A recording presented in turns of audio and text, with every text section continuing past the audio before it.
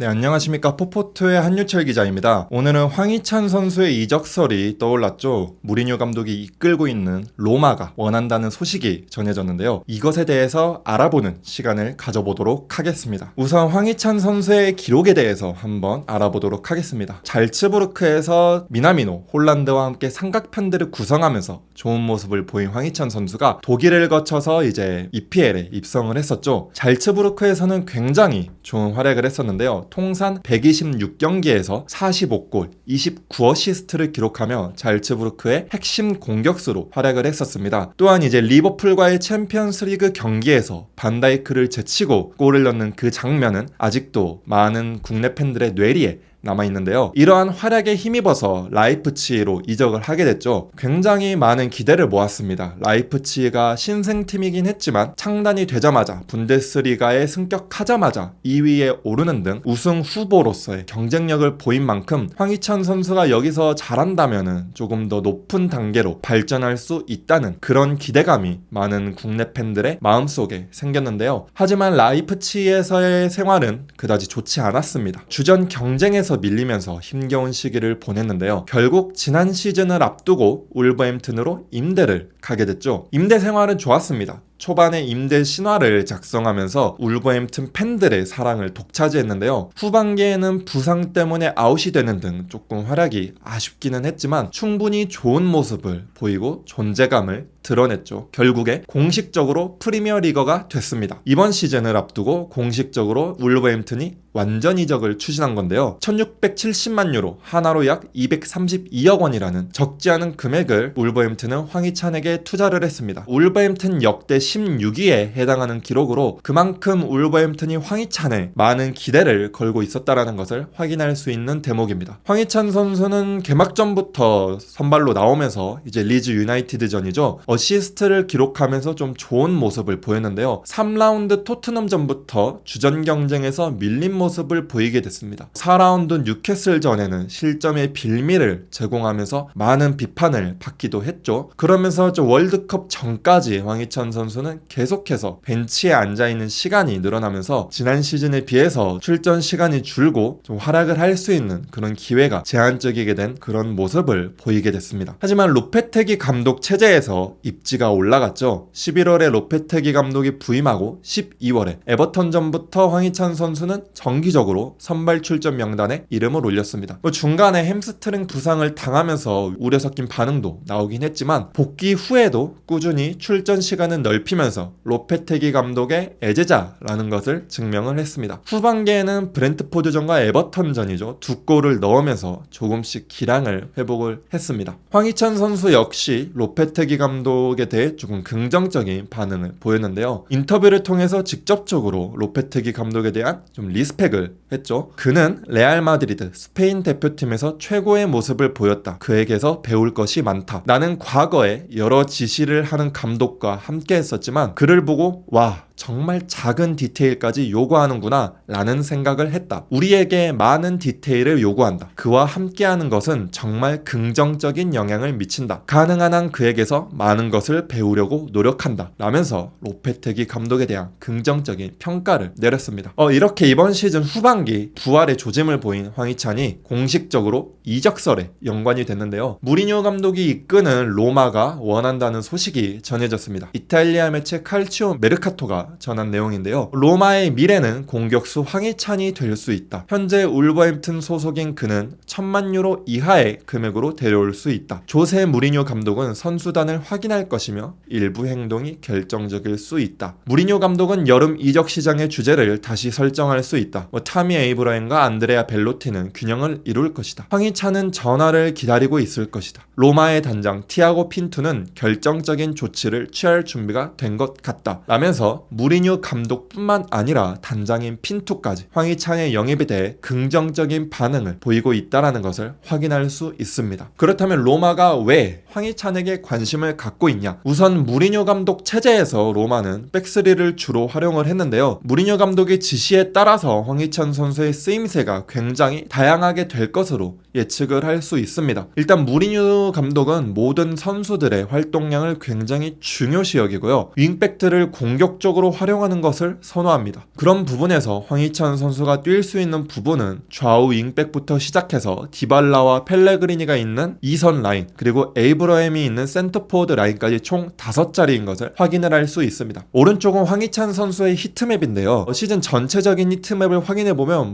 공격, 수비 할 거 없이 전방위적으로 왕성한 활동량을 보인 것을 알 수 있습니다. 그런 부분에서 두각을 나타낸 황희찬 선수를 무리뉴 감독이 좀 다양한 방면으로 쓸 수 있다는 점을 고려할 때 황희찬 선수가 전력에 큰 도움이 될 수 있다고 무리뉴 감독은 판단을 한 것으로 볼 수 있겠습니다. 또한 현재 로마 공격진의 상황이 조금은 좋지는 않은데요. 공격수들의 부상과 부진이 이어지는 등 잇따른 공격수들의 이탈이 발생을 하고 있습니다. 우선 주전 공격수 에이브라햄이 리그 최종전이죠. 스페지아전에서 무릎 부상을 당하면서 장기 결장이 될 것으로 예상이 되는데요. 에이브라햄은 무릎 부상으로 인해 2023년 나머지를 이탈할 예정이다. 그러니까 예상대로라면은 23-24 시즌이 개막이 되고 나서도 에이브라햄은 돌아오지 못할 것이며 시즌 절반을 거의 날린다고 볼 수 있죠. 또한 그만큼 오랫동안 장기 결장을 하는 만큼 돌아와서도 경기력을 회복할 수 있을지도 미지수인 상태입니다. 그리고 이제 토리노에서 굉장히 좋은 모습을 보인 벨로티가 로마에 왔는데요. 벨로티는 로마에서 부진을 거듭했습니다. 리그에서 무려 31경기에 나섰지만 무득점에 그치면서 토트넘의 히샬리송이 리그 한 골을 넣으면서 좀 굉장히 안 좋은 활약을 했는데 그보다도 더 좋지 않은 모습을 보이고 있습니다. 또한 컵대회 포함 46경기에 출전했지만 득점은 4골에 불과하고요. 출전 시간은 2000분 내외로 주전 경쟁에서 밀려난 것을 확인할 수 있습니다. 전체적으로 로마가 이번 시즌 공격이 그렇게 좋다고 볼 수 없겠는데요. 디발라를 제외하면은 두 자릿수 득점자가 없죠. 핵심 공격수인 에이브라임도 8골에 불과하고 그 밑을 엘샤라위, 펠레그리니가 이었고 3골을 넣은 센터백 스몰링이 득점 랭킹 5위에 올라있는 모습을 볼 수 있습니다. 또한 로마가 리그 순위는 6위지만 득점 순위는 전체 9위면서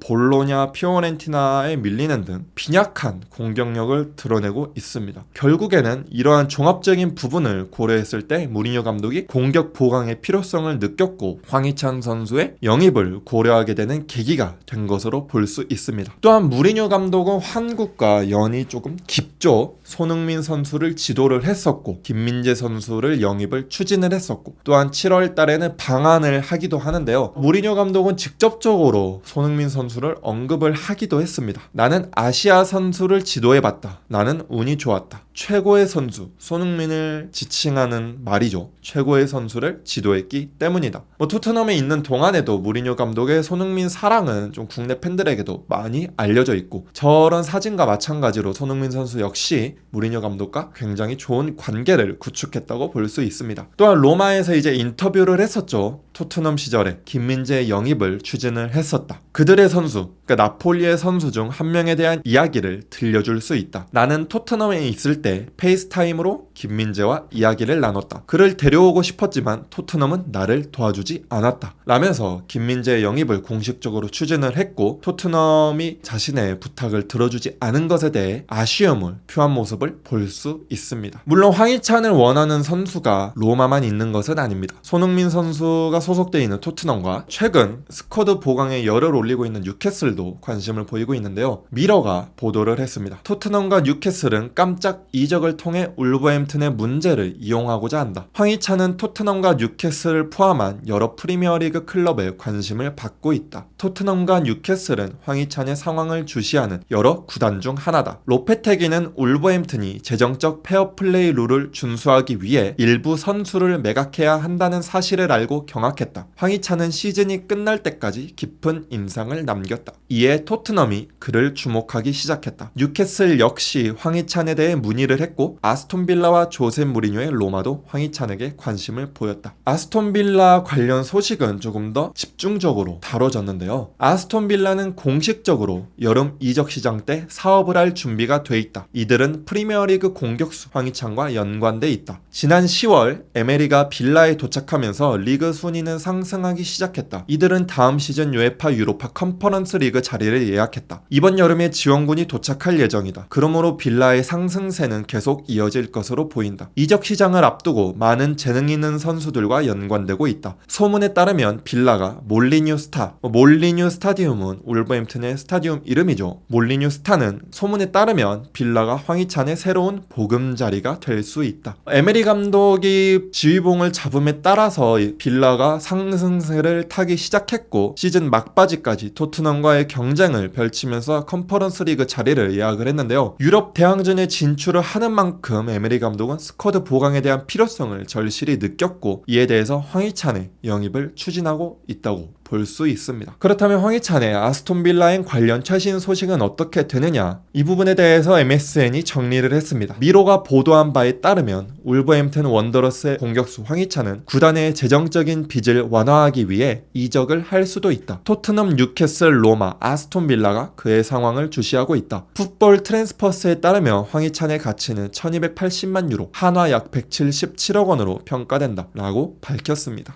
그렇다면 황희찬이 아스톤 빌라에 영입이 되면서 도대체 어떤 이점을 가져다 줄 수 있나? 이 부분에 대해서 한번 분석을 했는데요. 황소라고 불리는 황희찬은 이번 시즌 기회가 주어졌을 때 고군분투하며 울버햄튼의 밝은 불꽃이 됐다. 나올 때마다 좋은 활약을 했다는 것을 비유적으로 표현한 말이죠. 이번 시즌 12경기에만 선발 출전하여 3골 1어시스트를 기록했다. 힘든 공격에도 불구하고 황희찬의 경기력은 좋았다. 특히 아스널의 전설 이안 라이트는 그를 모든 것을 할 수 있는 선수라고 극찬했다. 수비적인 기여도도 좋다고 알려진 만큼 다음 시즌 빌라의 주요 공격 옵션에 완벽한 조각이 될 수 있다. 황희찬 선수의 공격뿐만 아니라 수비적인 기여도도 MSN은 주목을 했는데요. 이 부분에 대해서 조금 더 깊게 파고들었습니다. 실제로 에메리는 지난 4월 디 애슬레틱과의 인터뷰에서 올리 와킨스의 파트너를 영입하거나 그의 로테이션을 영입하고 싶다는 의사를 드러냈다. 황희찬은 15골을 넣는 와킨스의 이상적인 파트너가 될 수 있으며 궁극적으로 빌라의 공격 라인에 치명적인 조합을 구축하는데 도움이 될 수 있다. 케빈 캠벨이 치명적이다라고 극찬한 황희찬은 매우 직선적인 플레이 방식을 갖고 있으며 이 둘을 비교하면 알 수 있듯이 온더볼 상황에선 와킨스와 차이가 있다 라면서 황희찬 선수의 수비적인 스탯을 세부적으로 한번 알아봤습니다. 황희찬 선수는 90분당 평균 1.59개의 태클을 했으며 빌라는 이 부분에서 평균 0.55개를 기록하고 있다. 그러니까 황희찬 선수가 공격수에 비하면 굉장히 많은 90분당 평균 태클 횟수죠. 그만큼 전방 압박을 성실히 하고 그만큼 왕성한 활동량을 바탕으로 수비적인 기여도 뛰어난 모습을 보일 수 있다는 것을 확인할 수 있습니다. 스트라이커가 오프더블 상황에서 공격적인 것은 필수적인 것은 아니다. 황희찬이 세컨드 스트라이커로 간주된다면 그는 파이널 서드에서 와킨스의 능력을 보완할 수 있다. 그러니까 와킨스 선수가 수비적인 능력보다는 공격적인 기여도, 리그에서 15골을 넣는 만큼 공격적인 부분에 집중을 하고 황희찬 선수가 와킨스에게 부족한 수비적인 기여도를 채워준다면 두 선수의 시너지는 조금 더 치명적일 수 있다라고 말을 하는 부분입니다. 숱한 이적설에도 불구하고 황희찬 선수는 최근 공식적인 인터뷰를 통해서 잔류를 선언하는 듯한 발언을 했었죠. 구단 공식 홈페이지를 통해서 인터뷰를 했었습니다. 2023년 24 시즌 목표에 대해서 질문을 받았는데요. 이번 시즌 우리는 매 경기 최고의 모습을 보이지 못했고 최고의 자리에 오르지 못했다. 하지만 우리는 좋은 선수들이 많고 보여준 것보다 더 많은 것을 할 수 있다. 그렇게 다음 시즌 목표는 최고의 자리에 오르는 것이다. 라면서 울버햄튼과의 다음 시즌에 관련된 목표를 간접적으로 발언을 했고 다음 문단을 통해서 이를 직접적으로 확장을 하는 그런 발언을 했습니다. 우리는 최고의 자리를 놓고 싸울 능력이 있다. 울버햄튼과 함께 무언가를 이루고 싶다. 이들과 함께 유럽 토너먼트에 진출하길 원한다. 우리는 높은 목표를 세워야 한다. 라면서 울버햄튼과 함께 유럽 대항전에 진출하고자 하는 열망을 직접적으로 드러냈습니다. 네, 이렇게 황희찬 선수의 이적설에 대해서 알아보는 시간을 가져봤는데요. 최근 들어서 이강인, 김민재 선수를 비롯해 코리안 리거에 대한 이적설이 계속해서 나오고 있죠. 황희찬 선수도 최근 계속해서 이적설이 나오고 있는 만큼 최신 소식이 전해지는 대로 저희 포포트와 한준TV를 통해서 빠르고 정확하게 소식을 전달하는 그런 시간을 가져보도록 하겠습니다.